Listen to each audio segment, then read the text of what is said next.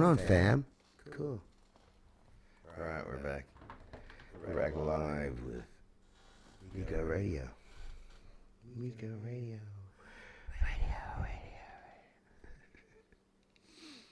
Oh, man.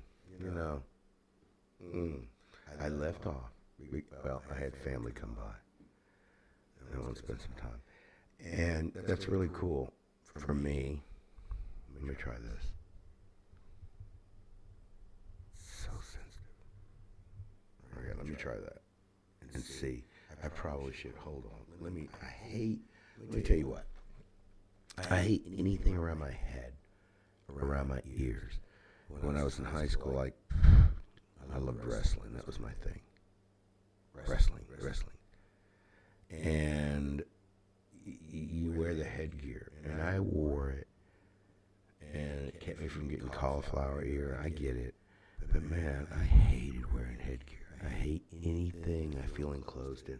So I don't really like wearing the monitor headphones. But hold on, I guess I should see. I could turn it up. Like about right there.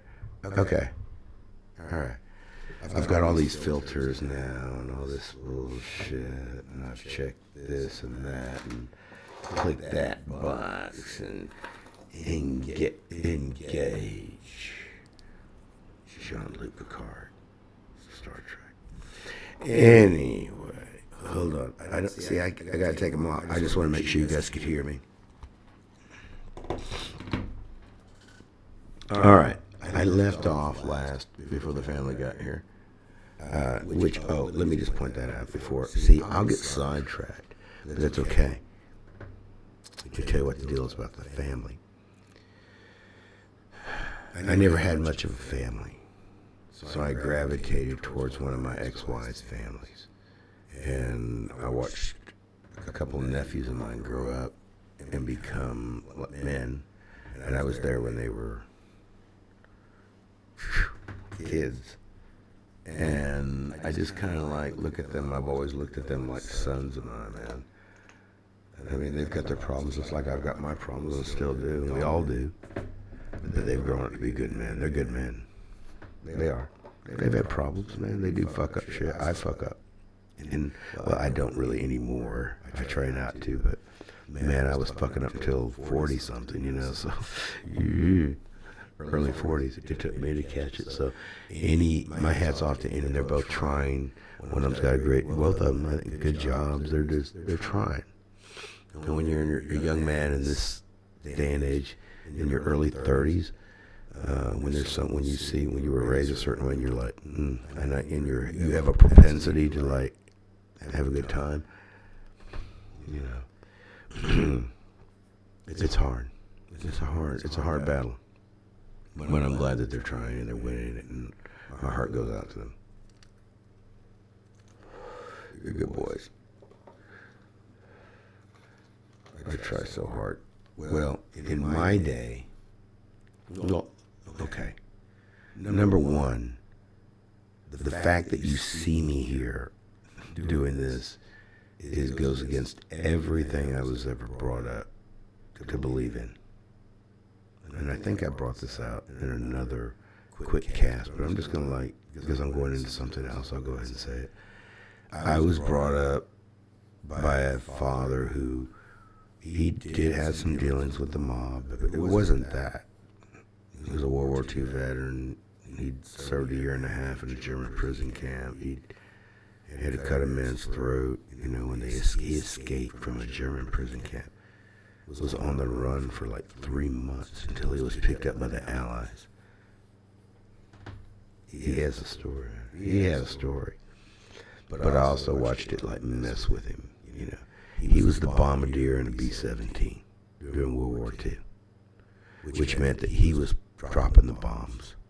He had 21 missions where they would leave a little airstrip in England, I can't remember the name, so I'm not even going to try to pronounce it. These are stories he told me when I was young. But they were, back then, if you completed X amount, and I think it was 21 missions, successfully, then you could go back stateside. You were done. Your commitment was done, or they would put you into something. You do something else with you.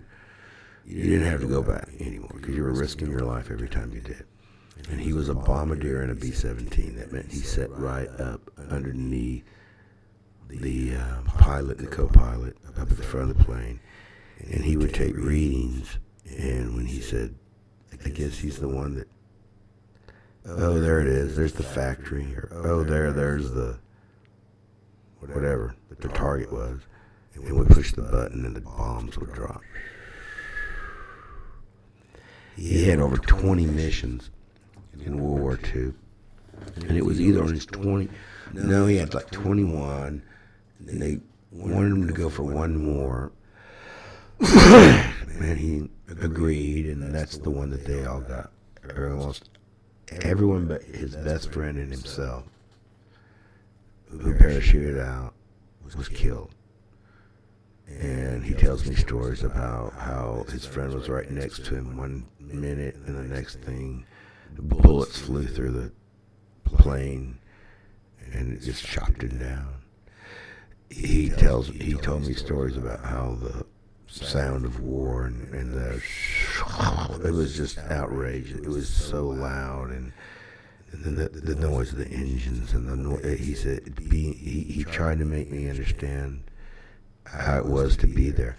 He only did that like a couple times in his whole life because I prodded him. He didn't want to talk about it, but he, I wanted to write it all down and make a book out of it about his life. But yeah, he made it. He escaped with this guy named Cliff. This is in the 40s, dude. This is World War II. I think I could say that. Let's just call him Cliff. There's a friend of his. He's a black guy. They were in the same POW camp. And don't get me lying, I don't remember the name. It's Geshenstock. I don't know.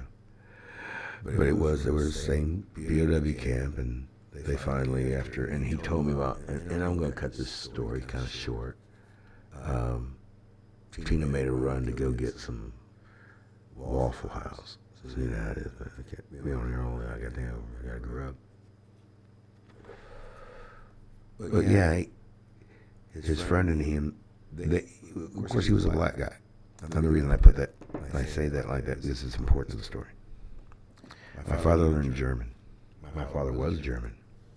In fact, after he dropped the bombs and they captured him, after he parachuted out, they put him in one of those old like open top, like big Mercedes, he said. And of course he was tied up, or he was subdued, but they did take him through where the bombs had dropped and where people were there were bodies strewn everywhere. There was some cleanup going on. There were fires going. You could smell death in the air. And they drove him through there, I guess, going to the Stalag, whatever, the prison camp. And as they were driving him through there, one of the guys, one of the soldiers, said, and they had already learned somehow, I guess, maybe my father, maybe that's how he saved his life. But he did speak some German, and he was German, and I guess he had identified himself as that. I'm an American POW, I'm blah, blah, blah, this is my serial number. And I guess he said it in German. I think that's how the story was. So they were like, oh, you speak German. So I guess, he's covering his bases. I would have. That's why I've always wanted to learn like Chinese, because you never know. And other,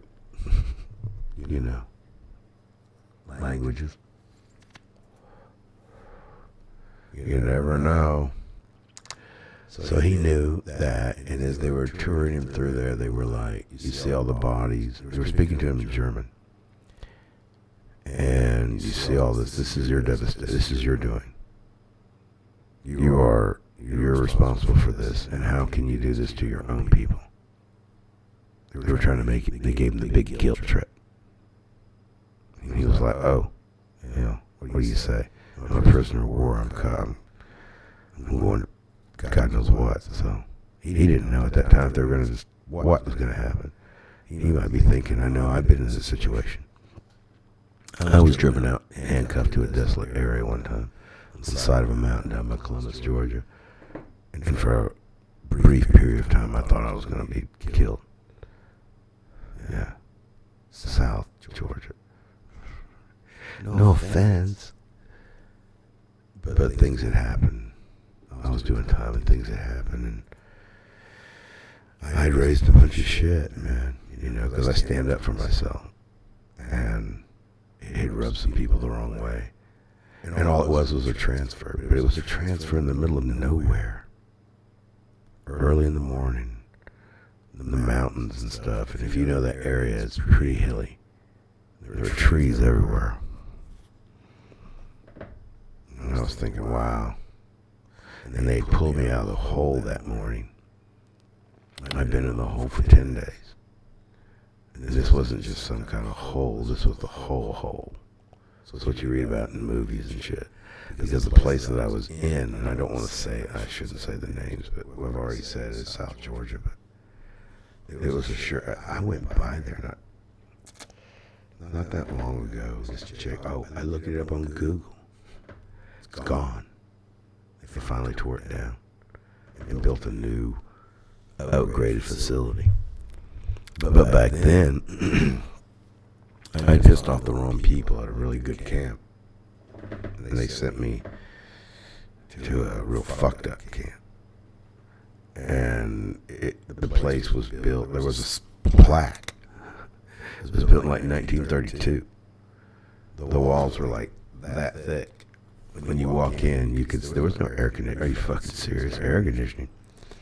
I got there in summer and you could see across the floor just the heat shimmering. I was like, this is fucked up. And I'd gotten sent there when I shouldn't have been. I was like, this is bullshit. I guess I'm going to go into this story.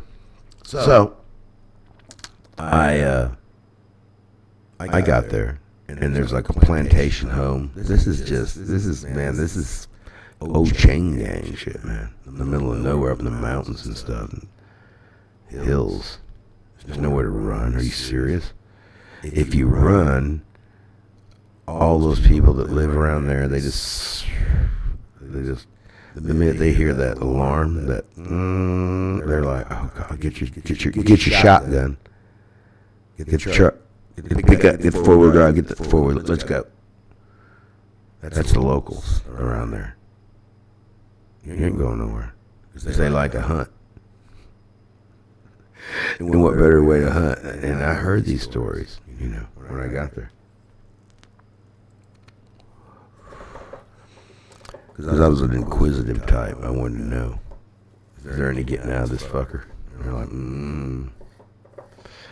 But they gave me some good advice. I got there on a Friday. Oh, let me tell you this really cool part. I get there. It's a plantation home in the front. And in the back is the actual jail with the hole and all that, which I'll tell you about later. And there's this big building. It's just, like I said, the walls were that thick. No AC. It was just an old. It's where they, on the bunks, they still had the places where you would put the chain through each bunk when you balled the guy, when you put the chain on him at night so he didn't run away. That's how old this place was. And I was like, I walked in, and he just come from a really nice state camp. We had private rooms there with a buzzer you could go in and out. I'm not going to mention the name of the place, but it's not Jackson. Of course, that's diagnostic. It was close to that. That's all I'll say. Pretty cool place. But I pissed off the chief counselor there because she would put me on the fire department. I didn't have a license, and I made a bunch of shit, and I thought I was young to it, and I thought I could do that through grievances and stuff. Nah, they just ship you down the road. You piss them off, they just ship you to the shittiest place they can find. And this was it. So I get there, and they go through my shit and check it all out. And well, everybody's out working right now, so just going back out there and, make stuff, they pick your stuff up, and we'll call you when it's dinner time. I'm like, okay.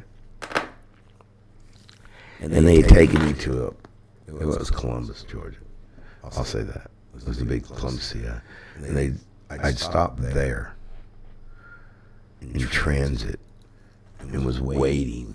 They said, you don't have to wait here till the guy gets here, till the officer gets here. And I'm like, to pick you up. And I'm like, okay, so I wait a few hours. This is going back a little bit. It's backing up a little bit. But I did want to point this out. When they call him boss, that's how country, this is how, you didn't talk to him, you didn't say officer, not to him. You didn't say warden, not to him. You called him boss. And I'm not going to say his last name. I almost slipped up and did, but let's just call it Miller. I made that up, but Boss Miller, that's what you call it. That's that old chain gang shit right there, man. That's the real deal. He's like, you call me Boss Miller. And I was like, oh, okay. Yes, Boss Miller. He puts me in the back of this old, like, Fury 3 car. Truck. I mean, it's got the insignia. I mean, it isn't. Dude, when we're going down the road, it's like, actually, I heard it go backfire. It was a shitty vehicle. I'm like, are they not funding you enough to get a transport? What the fuck is going on here? I guess they were all out, because later I was transported in a van that was decent. So.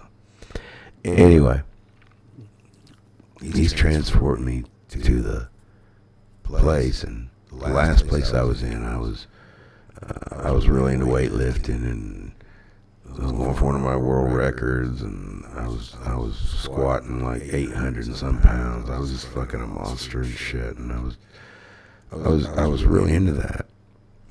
I'm 25 years old, fuck. And I asked him, I said, do you have weights there?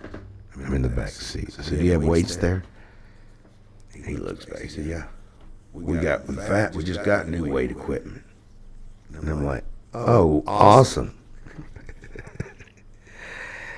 We keep driving, and I'm like, I don't know what else I said. Okay, let me make this short, because somebody just got home with the food. There go the pit bulls. I got pit bulls that surround my property, well, they're in the house, but the minute somebody comes on the property, and my driveway is like a football field down there to the fence, and yeah, they go off. But anyway, we're driving. He's telling me all these good things about the place. I'm like, cool. When I walk in the backyard, this is now I'm up to date where I left off. We leave the plantation house. He tells me to go put my stuff up, and I look at this this big, huge concrete monstrosity of a fucking building with no AC, just an old shitty ass from the 1930s. Horrible. It's just horrible. I'm thinking, I'm fucked. Oh, and I asked him what he said. Oh, we got basketball courts. Dude, they had a basketball. It was dilapidated. You could see where they had tried. And then the weights that he told me they had, guy told me later, we just found those at the dump the other day. It was a Sears and Roebuck, like, plastic, concrete set of weights with an old dilapidated. That's all they had. This place was built out on dirt between the house. I mean, it was wore down. Dirt, ants, shit, fucked up, nasty. So I go down and I sit down. We're live for just a second. It's cool. I'm going, hey man, what's up? No, that's cool. It's family. What you got there, dude? Well, give me some. I know, but I want some. He can have some of mine. All right, no, it's cool, dude. Look at him. He guards it like it's a treasure. It's my precious. That's awesome, man. I love you. his mouth full. But anyway, I'll make a long story short because it's time to eat. We go outside, and I sit down. There's this guy, one guy there. His legs were really chewed up, like chiggers and stuff. We'll get to that later on, but yeah, horrible. But anyway, I sit down on the bench next to him, and I'm looking around at this fucked up shithole that they just sent me to. And I look down at the guy's feet, and he doesn't have any shoes on. I'm in like state whites that are like pressed, and I'm looking good and shit, as good as you can for being in prison. I look down at this guy, his uniform, his state. I think he had a wife beater and a straight white trousers on, but it was all stained up. But his feet, he didn't have any shoes on. And there were ants crawling all over this dude's feet. And I remember looking at him and I go, hey buddy, we've been talking up to that point a little bit, like, hey, how's it going? And I'm like, I'm in a nightmare. No, I'm just like, how you doing? Just a little shit like that. And I finally go, hey man, you got ants crawling on your feet. The guy looks over at me next on the bench next, and he looks at me, he goes, and he looks down at his feet, and he goes, oh yeah. They crawl on, they crawl off. And then he goes back into this weird zombie trance. I'd been having trouble getting him to like communicate with me much. And at that point I realized, oh my God, I'm in a shithole for real. This guy's just giving up his life.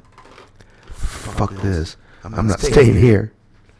So when the guys got back, and I meant them, I got him. This is a long story, and I'll tell you how I got out of there. But they gave me advice. I did it. They put me in the hole for a long time. They came back, and they finally, that's when I was telling you, when I thought they were going to take me out and shoot me.